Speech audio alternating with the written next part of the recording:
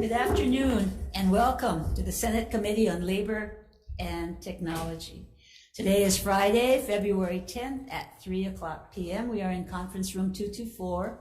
I'm Sharon Moriwaki, chair of the committee. With me is Vice Chair Senator Lee, and we will have more coming shortly, and he will come back. There are two agendas today. We have a start time of 3 p.m. We're convening both agendas now. Before proceeding with the hearing, I'd like to make a few housekeeping announcements. This hearing is being streamed live on YouTube. You can find links to viewing options for all Senate meetings on live and on-demand video page of the legislature's website. And Senator Ihara is here too.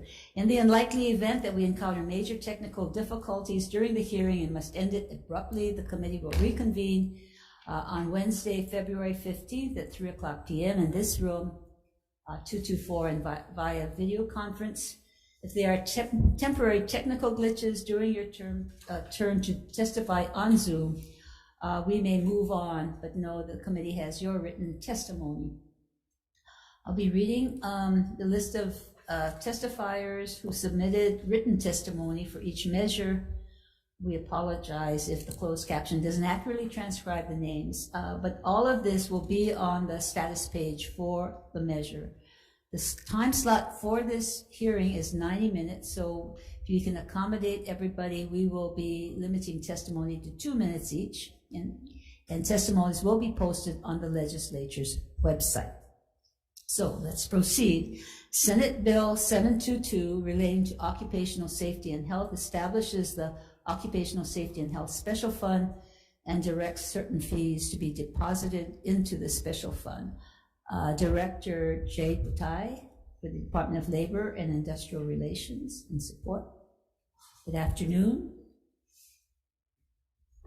Good afternoon, Chair Moriwaki, Senator Ihara, Jay Butai for DLIR. We stand on our testimony in support of the intent.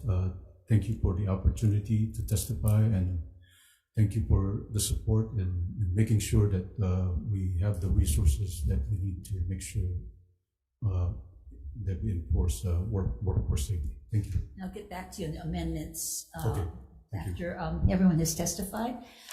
Thank you. Do we have anyone else in the room to testify this measure? Anyone on Zoom? We do have written testimony from Director of Budget and Finance, comments from Louis Salaveria, and also from an individual, Francis Spitzer. Anyone else? So Director Butai.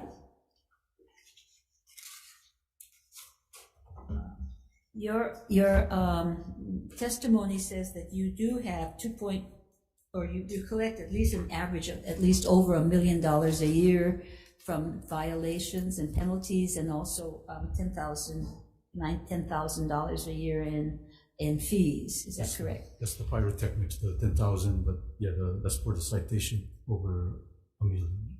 So and this money goes into the currently another special fund, but we're creating a special fund focused in on workforce health and safety. Correct. It goes to the labor law employment special fund, and then we transfer to general fund. So in this case, the special fund, the nexus is that we're collecting money from violations, and therefore that can be used for the purpose of prevention, training, consultation, and staff to do that, and inspections. Is that correct? Correct.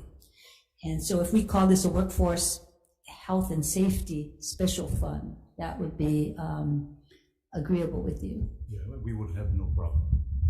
Okay, thank you. Members, any questions of the director? Okay, thank you very much. Okay, moving on to SB 1315, relating to Hawaii Employer Union Health Benefits Trust Fund, Medicare Part B Premium Reimbursement. This amends Section 87A-23 of Hawaii Revised Statutes to exclude Medicare income-related monthly adjustment amounts, the reimbursement by the state and counties for retired employees hired after June 30, 2023, and their spouses. Hawaii Employer Union Health Benefits Trust Fund Director, Derek Vizunum.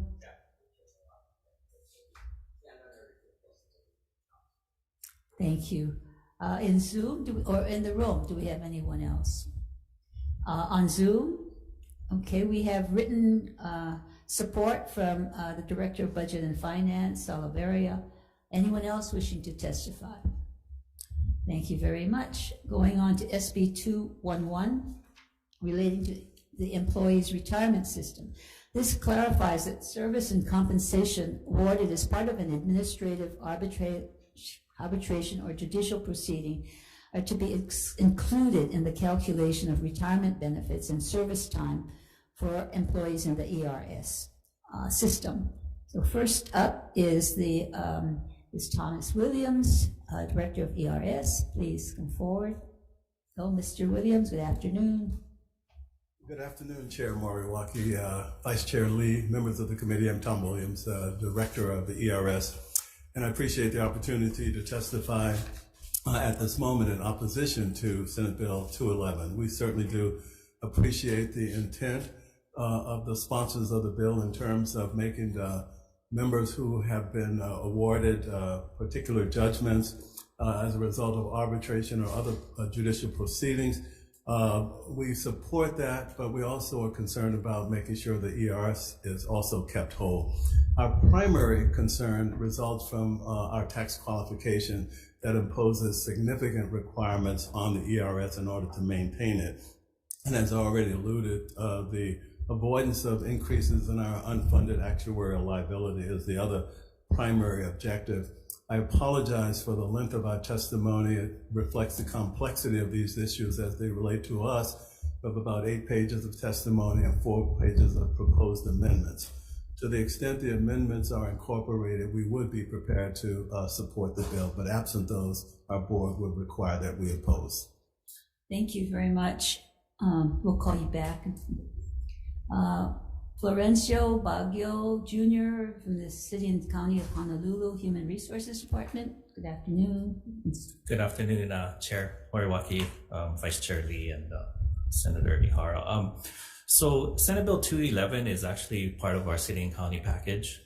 We introduced it in response to a letter that the employers received in December of 2021, indicating that judgments, settlements, and awards in the context of employees who have challenged a termination or suspension may not necessarily be eligible for ERS calculations in terms of their service time or their compensation.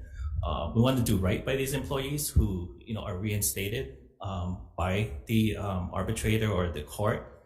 So basically, this is a bill that codifies what we've been doing all this time. We're trying to make sure they get their benefits and make them whole pursuant to the arbitration decision or the settlement. We're very encouraged by the ERS's proposed amendments. We believe we can work with them and, as Mr. Williams indicated, potentially get them to agree to the bill. Thank you. Thank you very much. Anyone else here or on Zoom? We do have written testimony from Robert Cavaco, Shopo in support, Joy Bulosan from UPW in support, and Francis Spitzer, an individual, in support. Anyone else to testify on this measure? Okay, so Mr. Williams, can we have you back up? Yes, Chair.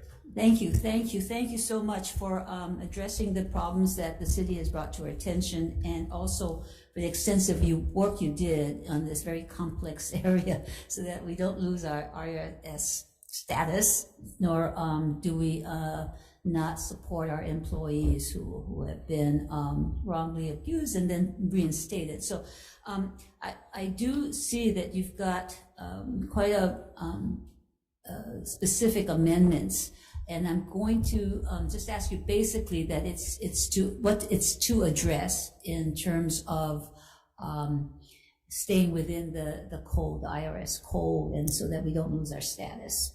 Well, thank you, Chair. That's a very good question. And largely, as I emphasize, is the IRS tax qualification, which imposes strict requirements as to how we operate the plan. And the plan, for one matter, precludes discretion in the context of determination of benefits. There are formulas and rules that apply in the crediting of service for all members, regardless of their class, if I could say. And we have to abide by those rules. To the extent we allow variance in their application is considered a violation of your IRS compliance requirements.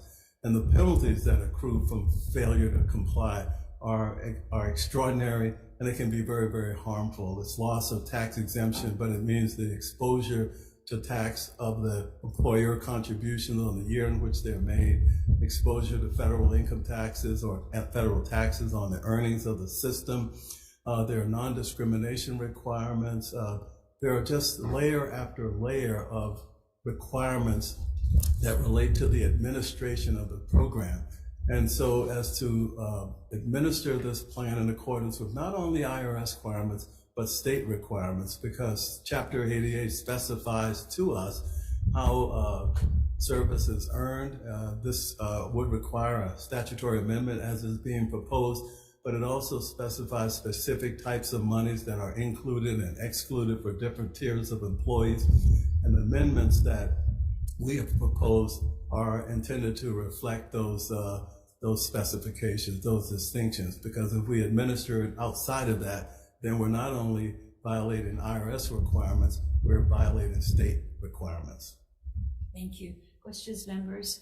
I'd like to call Mr. Baggio up.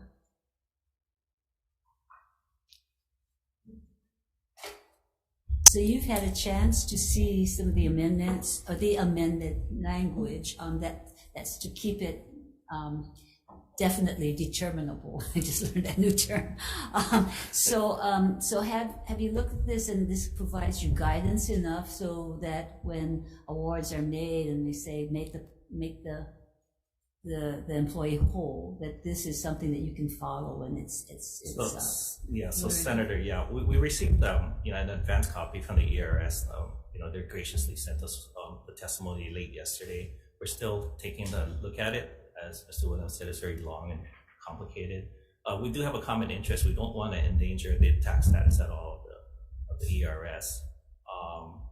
But actually, the testimony in opposition, while the ERS did say they opposed, they actually gave us some very good guidelines within their testimony as to how these settlements or awards should be structured. But in terms of the amendments, I believe that's what they're trying to do in the technical language, but we're still looking at it. Okay, thank you. That's fair enough. And I think the idea is that there's be a consistent application, and it's definitely something that, because I know that when you go through arbitration or the decision of the court, they're not going to be reciting this, but at least if they say make the employee whole, then there's consistent guidance across all the spectrum of employers. Yes, Senator. And if the language can be cleaned up in a way that the arbitrators or settlements can just cite the provision in the statute, that might be a way to make it work. Okay, thank you. Thank you very much. Thank you. Okay, moving on to SB 478 relating to telecommunications and cable industry information reporting. This repeals Chapter 440J relating to telecommunications and cable industry information reporting requirements for broadband service providers. From DCCA, Jamie Shu. In support. Good afternoon, Chair, Vice Chair, members of the committee. We stand on our written testimony and are available for any questions. Okay, thank you. Janine Suki from Hawaiian Telecom. Good afternoon. In support. Yes, good afternoon, Chair, Vice Chair, and members. We are in very strong support of this bill, and thank you for scheduling for a hearing. We're available for any questions if you have. Thanks. Thank you. We do have Rebecca Lieberman, Charter Communications on here. Oh, okay, well, welcome. In support. Yes. Good afternoon, Chair, Vice Chair, members of the committee. Charter stands in strong support of this bill, and we're standing on our written testimony, and we're available for questions. Thank you. Anyone else here in the room or on Zoom to testify on this measure? We do have written comments from Chris Sadayasu from DBED and also Jeremy Crandall from CTIA in support. Anyone else wishing to testify? Okay, I think just Jamie. So you're deleting a whole chapter 440J. So are we losing anything in repealing that chapter? We don't view it as losing anything.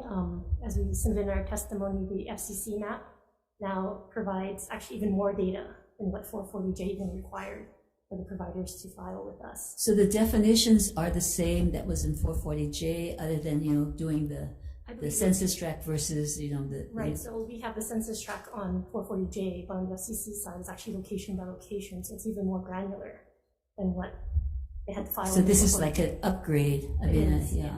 Okay. All right. Thank you very much. Oh, do you want to just, question, Senator Keith Agaran. The initial maps that the federal government put out, though, were kind of criticized for not having the right data. So how are we assured that the data actually is being entered in for Hawaii? So they do. Concerns made of a specific data tracks that didn't seem to make sense to people that actually live in those areas. So the FCC does have a mechanism where people can challenge the data that is submitted. So it can be by the public, it could be by But a the state challenge government. through the federal government always takes so much longer than working with the local government. Possibly. We're not sure. We haven't seen yet. Well, we don't know what the timetables are for the FCC side. But at least there is the mechanism there to challenge the data that is public. On 440J side, it is a private data. It's confidentiality provision in 440J. Well, can't we just amend that and make it unconfidential? It is possible, but it is on such a higher level, on the census level, track level of what. We can amend that too. That is also a possibility to do as well. But I guess if it's just timing issues, I don't know if it's worth the duplication of the providers to file duplicate filings with us and the FCC. Well, how hard is that? I mean, right now, everybody's electronic. I mean, you just send another copies, and it's like applying to a college now. The common application makes it easy to apply to 50 colleges now. Costs the same. No, I understand your point, Senator. So it is always possible to amend. So what is your division going to be doing then? If we're not collecting the 440J data, we still have our portion that works with the DBED broadband office as well as the UH, and kind of helping to promote and facilitate access to broadband. So it is. And how is that going? Well, with the new DBED office, I guess there is now. We have to figure out how that is going to play out with each role and each division.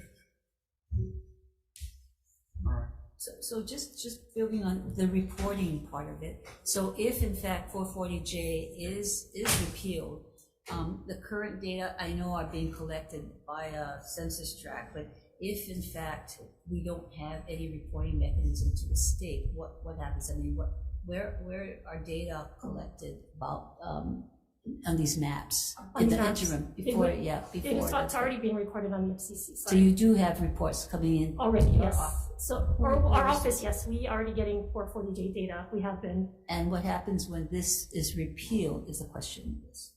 Well, the data still remains You confidential. So And it's you still get reports. not with the repeal of 440J. It wouldn't come directly to our division or So our who office. would oversee or work on where the mapping is for the state? For the state, it will still be filed on the FCC side. The FCC still requires the broadband providers to file their data there, and it still covers our state, whatever services provided here. So we would be able to collect data So we'd be able to access that data, which is public data on the FCC side. via the federal, or we can collect data from our carriers here. We believe we can collect data based on our area in Hawaii and what is provided here. So it's by location, so it could be, it's very granular. So it can be by the state of Hawaii or by portions of the Is that state. would be your office or the digital equity office, or how are you working together on that? to track that data. To collect and track. Well, the collection would be, I guess, whatever office feels they need it on whatever projects, broadband projects they may be working on. Anybody can go to the FCC site and download that information. So there's no report, as in 440J, there's no reporting directly to your office. Not without 440J, yes. But again, it's very much Is high-level that data. a good thing, or is it? Well, we support the bill in the sense that it's, again, not as much information as what the FCC is collecting. And it's also not public information based on confidentiality provisions in 440J. Okay, can we repeal the statute and make the information we have right now no longer confidential? I mean, if it's all going to be, if the argument is we don't need this now because we're going to have all of this available information that's not confidential out there, is it what's so confidential about the data that you can collect that's different than from what's going to be in the federal? That may be best asked by the broadband providers on what the confidentialities of what they file with us and how they view it as confidential information. But they're saying the federal one is so much better, so why would, and that's going to be no longer confidential? Well, I guess because on the federal, they don't have that confidentiality provision that we have in our statutes. Well, so tell me what was the basis of confidentiality? Why? That I wouldn't be able to tell you. I don't know the history of why that confidentiality provision was put into 440J at that time. But if you look at the data, what's confidential in there? It's, according to the providers, my understanding at least, and again, maybe the providers would be better suited to answer that question. The data they provide us, they argue falls within the confidentiality provision of 440J. That's kind of roundabout, though. I mean, if the argument is we're going to have this public, not confidential information that's at a more granular, which I would think would provide you more information. Mm-hmm. So why wouldn't you be willing to just disclose what was collected before and that was much broader and not providing as much information? I guess if you do repeal the confidentiality provision, I guess it can be made available. But then again, I don't know how useful that information will be with the FCC's new mapping data available. It might be good for the public to see what they were filing. That's a possibility. So maybe could I ask one of the providers who's here, Janine, you want to answer this question? What kind of data do you give us under 440J? Can you come up to the? What do we now get under 440J, and what are we losing when we can't get the reports? So even if it's big. I was around when this initial legislation or this act was established, but my recollection of the purpose was that it was in response to collect some data for broadband providers in anticipation of so back during the Great Recession, the state received ARA funds, which helped to build VTOP programs across the state, and in that process, the state decided that it could utilize service data by broadband providers to try to plan for additional federal funding opportunities should they arise.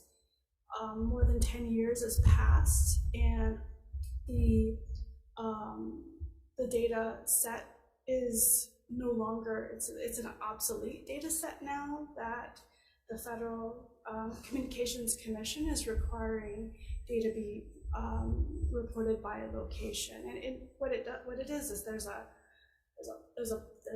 broadband fabric that service providers upload their data to, and it gets synthesized and publicly, reported. It's updated periodically, March 1st and September 1st of each year, so that data will continuously be updated as service providers are required to continuously report to it.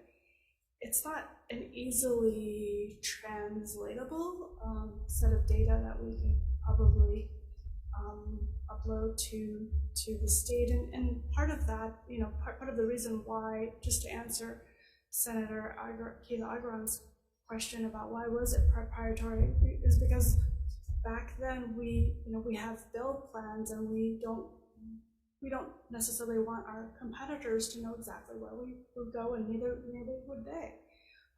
So because of those purposes, we were assured that the state would keep this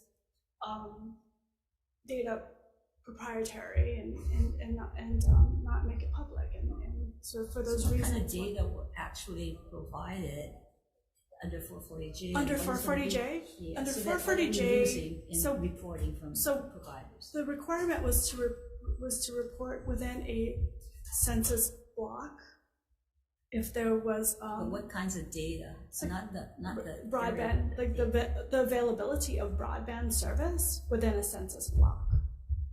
And today, there's, through the FCC, we're reporting the availability of broadband data by location or address, which is a lot more granular than a census block. It's the same data that are being provided, the data sets for the location. Not exactly.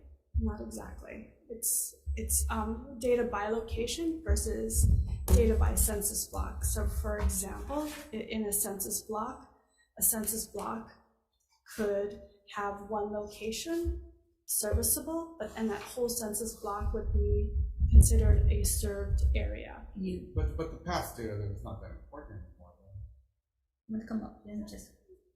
So if you have anything to add to what we're talking about, how is it different? The question is, why should it continue to still be confidential? I mean, now you're going to be providing a lot more specific information like you did in the past. Why not just make that disclosable? I think that Announce yourself. I'm Rebecca Lieberman from Charter Communications, but the difference between the two reports is that 440J is a list of every census block in the state, and we're required to report, is there broadband service in that census block or not?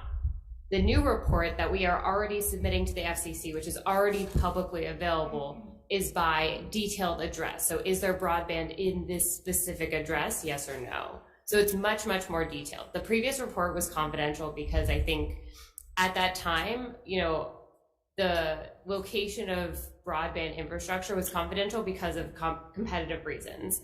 And there's been a major shift in the industry about what information should be confidential and what is not.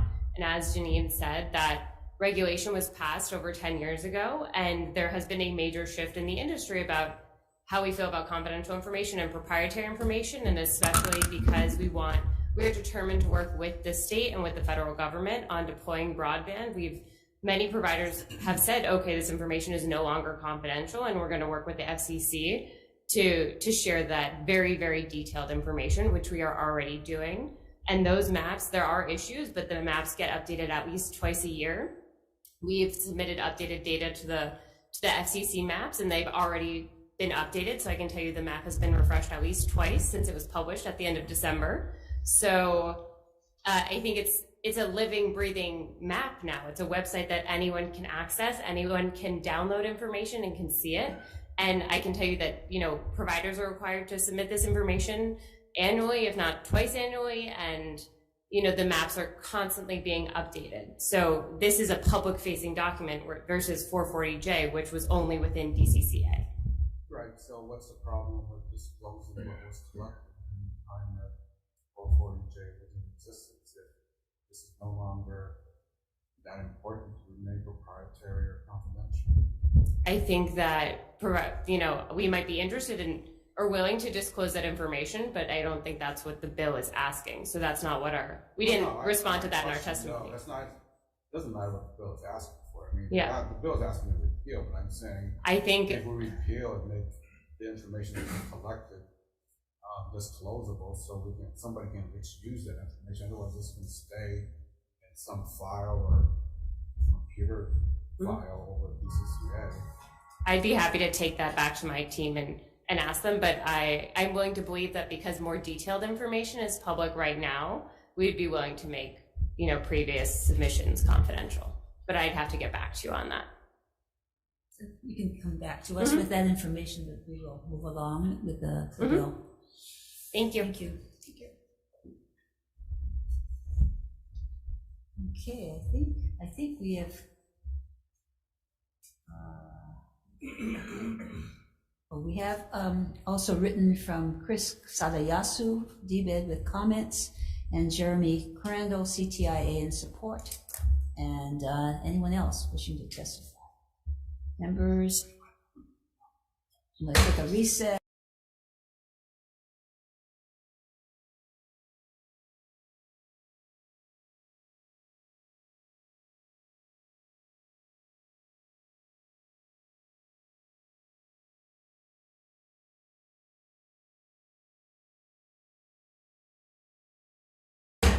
We are back. We are reconvening at 3:00 p.m. hearing on Labor and Technology Committee for decision-making. Let me note that any bill passing out will include the necessary technical, non-substantive amendments. First up, we're going to do decision-making on two measures deferred from Wednesday, February 8th.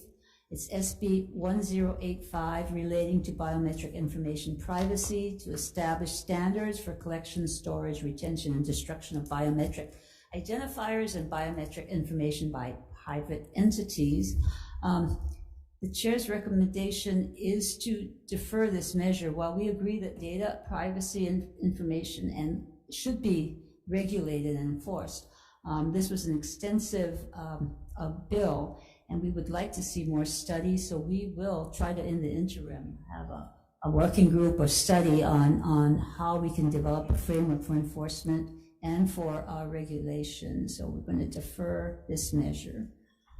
I'm going to move on to SB 1180 relating to privacy to prohibit the sale of geolocation information and internet browser information without consent. DCCA testified that this would be should be included in a broader framework. So the chair's recommendation is to defer this as well and to fold it into any discussion on a broader framework for looking at both biometrics, geolocation data being collected and having a more comprehensive framework for the next session. There is also another bill going through SB 974, so hopefully that can be moving along in terms of consumer protection. So moving on to today's agenda, SB 722 relating to occupational safety and health, establishing the Occupational Safety and Health Special Fund, and to have funds from violations and fees deposited into special fund. The chair's recommendation is to pass with amendments taking the Department of Labor's amendments so that we would include the, let's see, it came in today. I appreciate that from the Labor Department.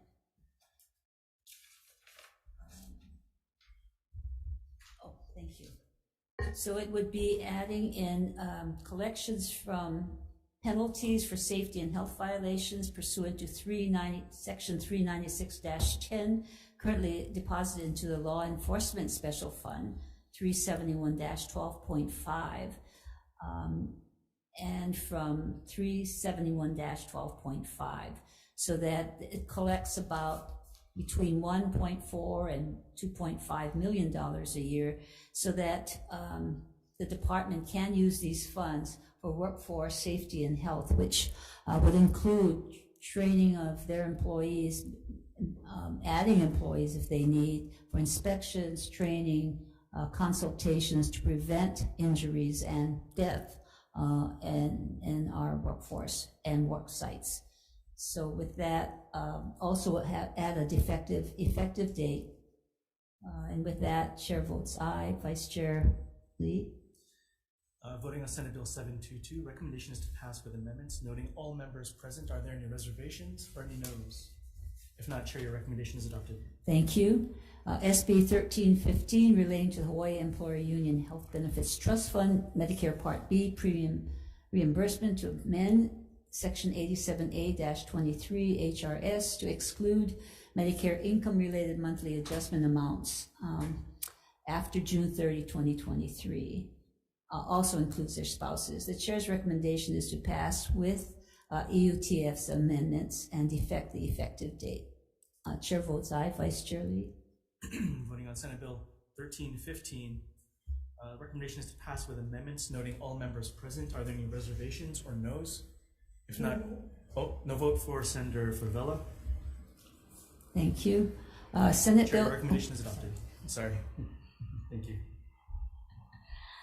Senate Bill 211 relating to employees' retirement system to clarify the service and compensation award as part of an administrative arbitration or judicial proceeding. The chair's recommendation is to pass with amendments to adopt the amendments recommended by ERS and defect the effective date. Chair votes aye. Vice Chair Lee. Voting on Senate Bill 211, the recommendation is to pass with amendments. Noting all members present, are there any reservations or any noes? No vote for Senator Favela. All others vote aye. The recommendation is adopted. Thank you. SB 478 relating to telecommunications and cable industry information reporting to repeal Chapter 440J HRS and for broadband service providers. The chair's recommendation is to pass with amendments to accept to also accept the recommendation that while we repeal 440J, we would like to see the reports from the data from what has been collected to be disclosable and to defect the effective date. Chair votes aye. Vice Chair Lee. Voting on Senate Bill 478, the recommendation is to pass with amendments. Noting all members present, are there any reservations or noes? Reservations. Reservations for Senator Favela. All others vote aye, and the recommendation is adopted. Thank you. This concludes the Labor and Technology Committee hearing. Thank you, everyone, for your participation.